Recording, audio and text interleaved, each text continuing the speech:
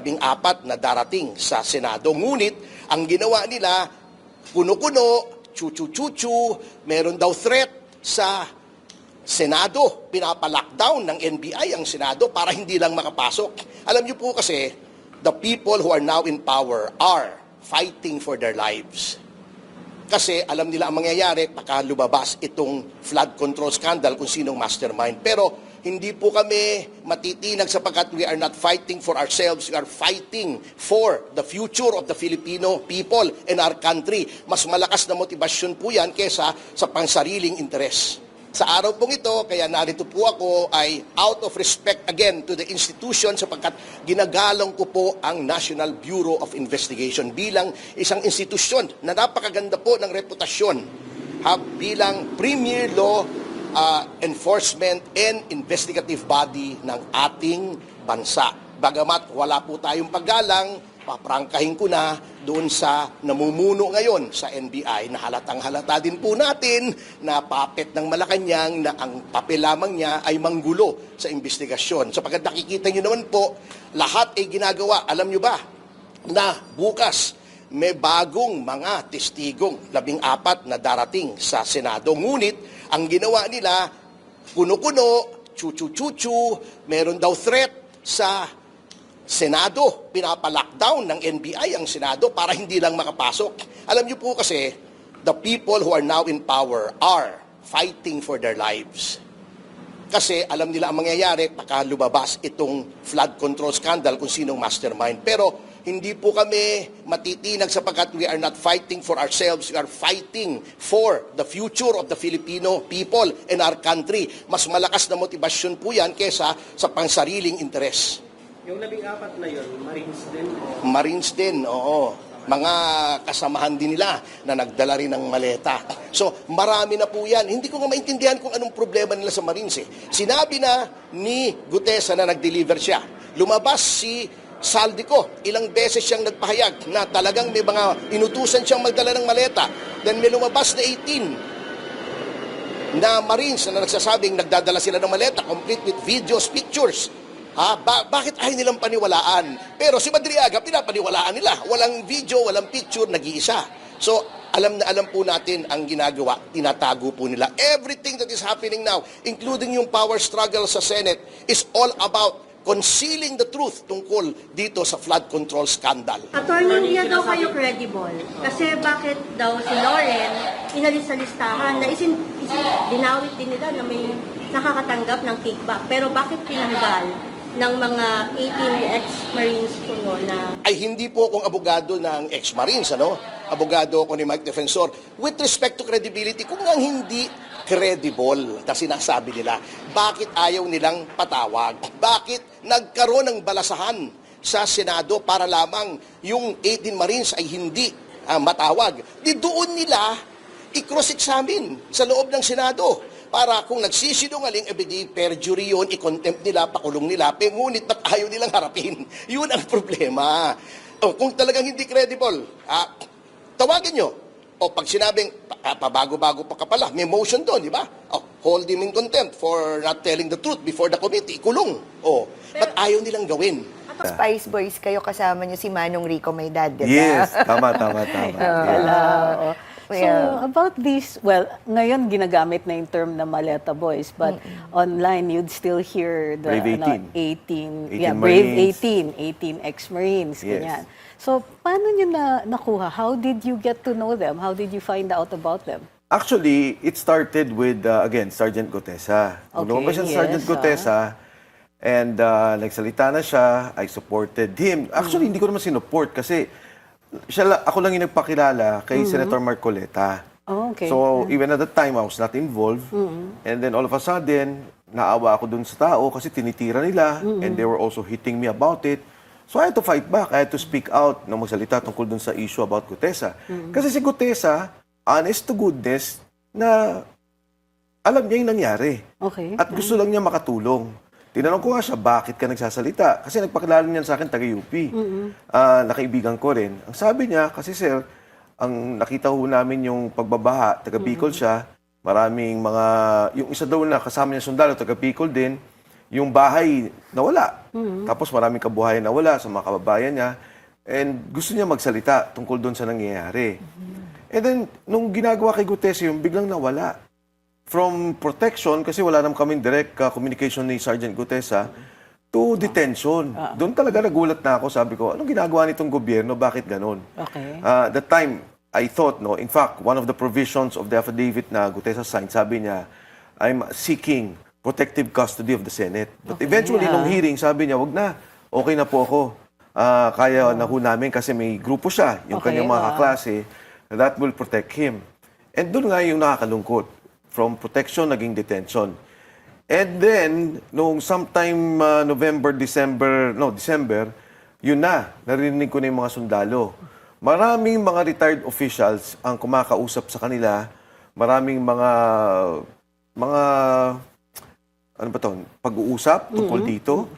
Tapos eventually, nung bago sila lumabas in sometime March, that's when they started talking to me, yung si Attorney Baligod. Okay. Sabi niya, nakakausap ko na and may mga binabanggit na sila.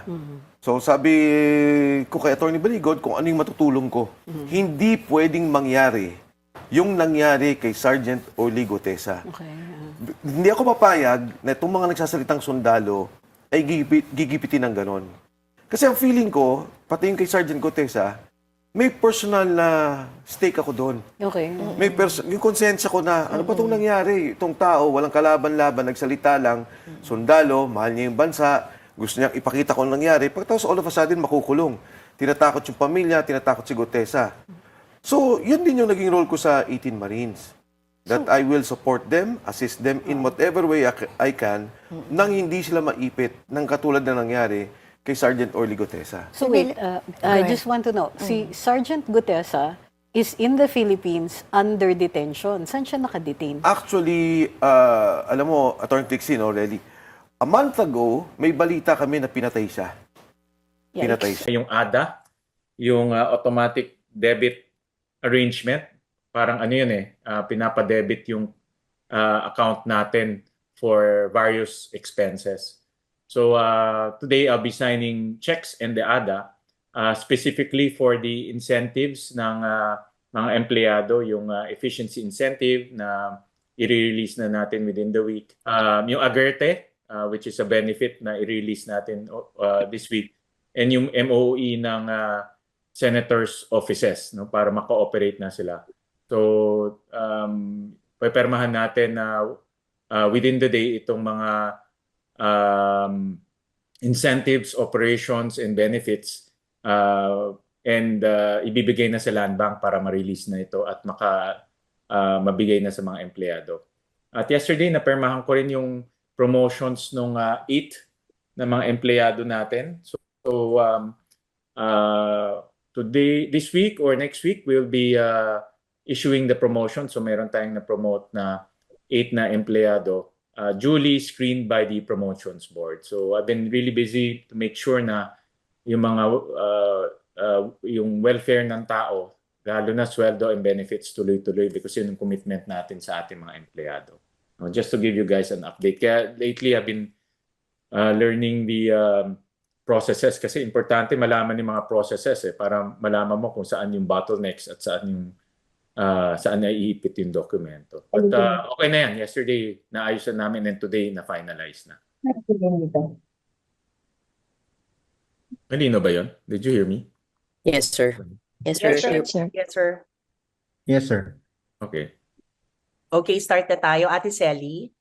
Okay, sir, good morning, Acting SP. Sir, una muna, naka-heightened security measure yung Senate, work from home starting today.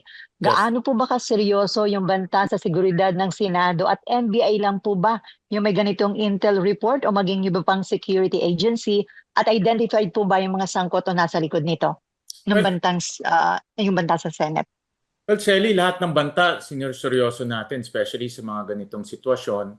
Meron din akong nabasa at nakukuhang mga intel na merong mga rallies gagawin sa June 12, particularly sa Malacanang. Daan nga ako sa Malacanang, nag-set up na rin sila ng barricade doon. So yung mga ganitong intel information, sinuseryoso natin because yung situation ay medyo tense. And inutusan ko ang ating Sergeant at Arms to already coordinate with NBI and also the various intel agencies para ma-validate. No? Kasi marami tayong intel agencies. You have NICA, you have ISAF ng Army or ng military, PNP, may sarili din silang intelligence agencies. Ang NBI, meron din silang intelligence network. So ito ay nagko-coordinate rin kami at NICA ang nagko-consolidate ito. So si Sergeant at Arms today and tomorrow will be coordinating with all of these intelligence agencies para ma-validate at malaman natin. But in the meantime, we have to take this seriously dahil ang aking pinaka priority ay safety ng mga empleyado, members of the media in the Senate, and of course the senators. So we have to take precautionary measures para masigurado natin yung kanilang safety and security. Sir, dun sa intelligence information, identified kung sino yung mga involved, sino yung nasa likod ng banta sa seguridad ng Senado? May mga personalities na na-mention ang NBI. But hindi ko muna sasabihin, no, because we're investigating and validating. So we're cross-referencing it also with other intelligence agencies. And then my second question, ibinasuro niya po yung alok ni Senator Alan na power sharing. Handa pa po ba kayo na makipag-usap sa kanya? Ang advice po na Malacanang, huwag magtiwala kay Senator Alan. At any comment po doon sa sinabi niya na dalawa daw yung Senate ngayon, Senate of the Philippines at Senate of Malacanang? There's only one Senate, no, yung Senate of the Philippines. At nakita naman natin yung proceedings nung June 3 na nag-elect ng isang Senate President pro tempore at nag-designate ng isang acting Senate President. So yun ang rin-recognize ngayon ng ng mga ibang branches of government tulad ng House of Representatives. Nakita natin na si Secretary Reyna ang represent sa Senado at of course ang executive branch. Dahil ang executive branch yan